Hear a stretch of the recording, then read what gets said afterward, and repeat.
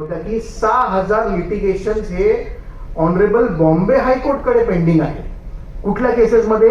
तर रिडेव्हलपमेंटच्या केसेसमध्ये.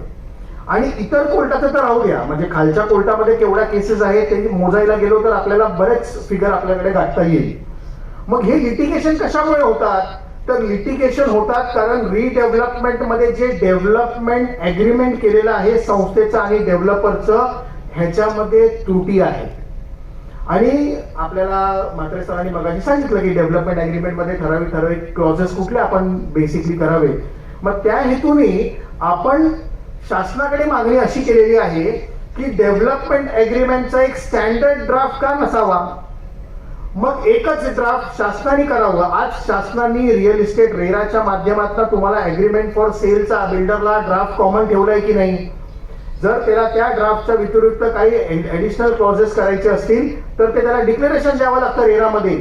मग डीएचा स्टँडर्ड क्लॉज का नाही? जिथे टर्मिनेशन क्लॉज असेल, जिथे बँक गॅरंटीचे क्लॉज असतील, जिकडे स्ट्रिक्ट टाइमलाईनचे क्लॉज असतील, जिथे स्ट्रिक्ट आर्बिट्रेशनचे क्लॉज असतील, असे डेव्हलपमेंट अग्रीमेंट का नाही शासनाने पुटअप करावं. आणि ते डीए जो आहे तो कंपल्सरी त्या डेव्हलपरला आणि त्या संस्थेने त्याच टर्म्स कंडिशन मध्ये एक्झिक्यूट करावा. असा डीएचा स्टँडर्ड फॉर्मॅट असावा. हा देखील प्रपोजल आपण स्टेट फेडरेशन आणि